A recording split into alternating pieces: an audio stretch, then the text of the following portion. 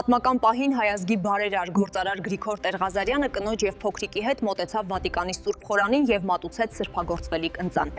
Խորանգը Պերվին ընծաները, այսինքն Սուրբ նշխարք, այսինքն սրբագործվելիք նշխարքը, քինին, ճուրը, ինչ որ ապապատարակի ժամանակ պիտի սրբագործվի։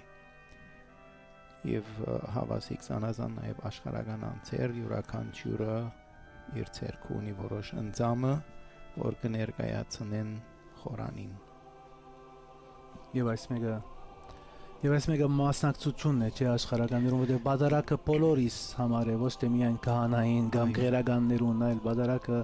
Աստծո ժողովրդին, բադարակն եկեղեցին արդեն Աստծո ժողովուրդն եւ ասիգա